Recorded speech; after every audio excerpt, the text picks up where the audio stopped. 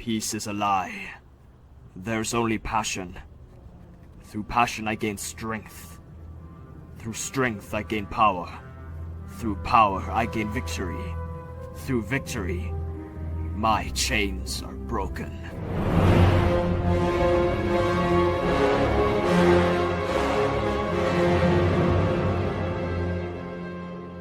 As the bold Jedi's exposed armament slithered across the metallurgic streets, beneath the noxious precipitations of Coruscant, Darth Kema'Tum passively attempted to regain his utter consciousness. His solemn words greatly remained silent as multiple dubious conversations howled across the distant architectures. Within this peculiar act, the vigilant troops of the Jedi Order deceitfully elevated their ionized rifles toward him in a rather sheer attempt of merely seizing his sinful existence. However, as their deceitful act conclusively escalated, Tenea, the passive lady, consciously leaped across the atramentous shadows and utterly summoned a crimson blade to her very grasp. Without revealing any detrimental factors of utmost hesitation, she sincerely deflected each ambiguous bolt back towards its martial wielder, thus aiding Kema'Tum's precarious condition. She, accompanied by a mere sense of utter passion, endured arduous sentiments of unconditional fear, as the turquoise lasers belligerently flared across her exposed facial structures. As each ballistic soldier consciously engaged in strenuous combat, most of them sincerely approached the passive lady in a fraudulent attempt of ending her. As I feasted my configured sight upon our malignant adversaries, I consciously penetrated my intrinsic doubts with utmost rage, and thus abruptly leaped across the building's alloyed rims onto the vigilant patrols. Accompanied by unconditional fear, meekly drowned in peculiar anxieties, suffocating in a rather bewildering manner, I ultimately slaughtered each martial individual.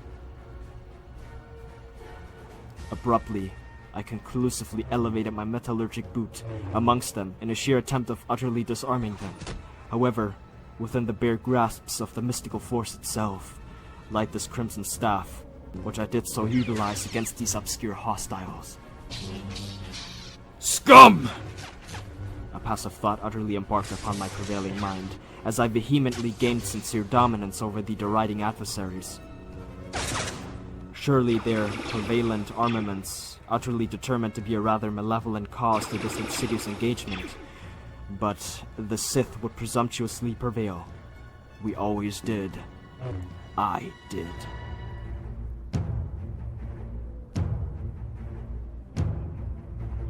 Accompanied by rather sinful intentions, I belligerently, with an utmost focus, leaped my precarious armament onward, as the illumined sparks vehemently collided with human flesh. As the martial soldiers unconsciously ceased their conditional act, they utterly stumbled toward the metallurgic surface of Coruscant, lifeless. A slight wheezing of sincere anguish gradually echoed across the alloyed area as I concertedly robbed their great lies within my very grasp. I passively retracted my crimson saber, as I came to immensely acknowledge that these menacing threats had been extinguished. The bold Jedi, too, had precariously faced the utmost consequences of this particular confrontation. As I consciously scrutinized the exposed bodies within the metallurgic streets, I could ultimately feast my configured perception upon the pale atmospheres, beyond the perplexing masses of the erecting buildings, multiple pollutants and airborne vehicles, which sincerely roared across these distant horizons. "You were struck down," the passive lady Tenea conclusively iterated, as Darth Kema'Tum rigorously endured configured sentiments of conditional anguish. The fierce brute consciously feasted his sheer perceptions upon me, as he gradually sought out peculiar tranquility. But alas, we were martial soldiers of the Dark Council. No vehement circumstance would scrupulously deteriorate our utter progress. "Get up," I deceitfully proclaimed, as I utilized the mystical force in order to consciously heal his precarious wounds. Accompanied by a slight groan, Darth Kema'Tum gradually drowned his neurotic manner, by ultimately consuming his unconditional vexation based on the sheer complexities of his physical circumstances. You know, that's not how a Sith would act, Tenea deceitfully contradicted, as marine particles slithered across my tensed grasp. Her amber pupils conclusively dilated, as if a potential sentiment of utmost passion perplexed her mind. Without sincerely revealing any congruent factors of hesitation, she vigorously summoned her crimson blade onto her boisterous palm. Traitor! As I dubiously ceased my rather benevolent act, I slightly erected myself onward her, my alloyed hilt tranquilly sheltering itself across my onyx belt, still. As she deliberately attempted to exhilarate her pulsating armament onward my exposed facial structures, I arduously dodged the insidious assault with my bare grasp. Foolish girl. If you utilize Form 4, then do so with efficiency. You have led a poor example on your behalf, I vexedly proclaimed as I consciously grappled onto her alloyed lightsaber, thus utterly finalizing her seditious act. Accompanied by sheer sentiments of potential disappointment, however, Tenea gradually ascended her facial structures in a passive attempt of revealing shame, perhaps.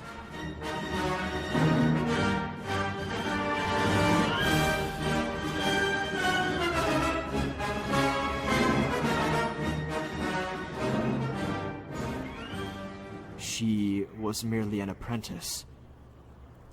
I was ambiguously deemed as a Dark Lord, a vigilant master of swordsmanship, but within my sheer perceptions I greatly remained a vile assassin. One who serves his people. The Sith. My love, I consciously added, as I conclusively slithered my shrouding phalanges across her exposed cheek. Her fulvous eyes would gradually collide with mine, our perplexing passions combusting with a crimson flame. My rather harsh words sincerely inflicted her, perhaps. At soul heart, she gradually wielded an astral spirit of a child. A 22-year-old Zabrak, whose sole ambition was to precariously conquer the congruent animosities of the Jedi. She was still young, naive, yet so very perplexed by the other complexities of the mystical force. She mangled the sheer ability to arduously comprehend the conscious prowess of the dark side. Based on her former pre-adolescent years, she was merely endorsing the ambiguities of the Dark Council itself. It was Darth Savacon himself who sincerely granted her the malevolent armament of a metallurgic lightsaber, which gradually progressed her solemn training amongst the archaic masses of Korriban. Now, her martial skills had vehemently fluctuated. She was indubitably deemed as the title Sith Apprentice by her former master, Darth Kratonic of Atropos, a celestial planet essentially utilized for its scarce resources, gradually remains to be forsaken amidst the Outer Rim territories.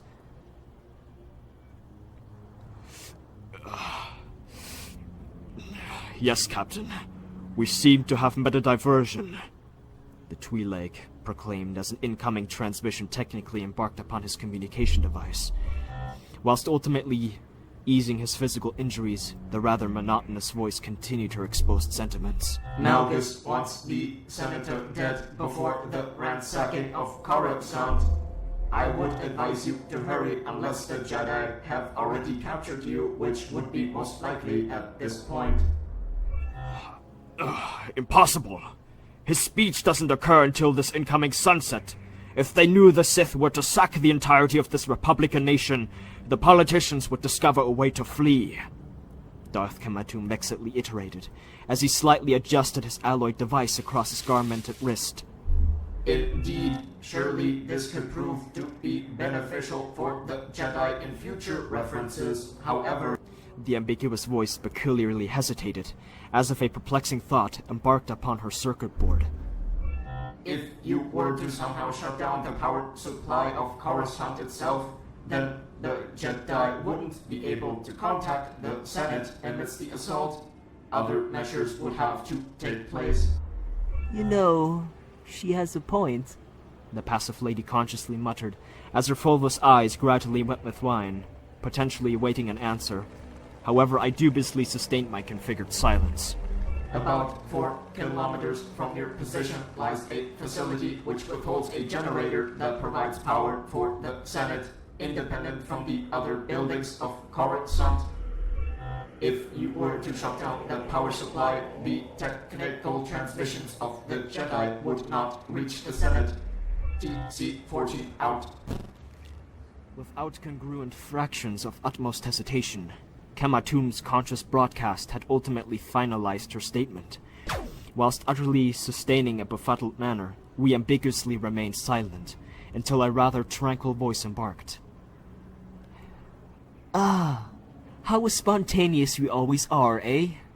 Tenea pessimistically iterated, whilst passively positioning her metallurgic lightsaber across the onyx built. Hush, my child. There's but another way to this method. Look here! I exuberantly exclaimed, as I feasted my mere grasps upon the martial equipment of the deceased guards. Electromagnetic pulse grenades! Those could shut down any facility. Place it amongst an appropriate location and they will rob the power supply from its former glory. An immediate outage. EMPs?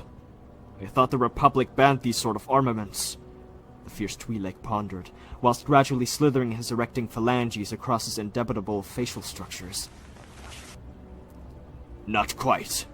After the temporary peace treaty between the Sith and the Jedi occurred, a new demand on military supplies had been endorsed by the Republic in order to ease the tensions between its civilians and the politicians.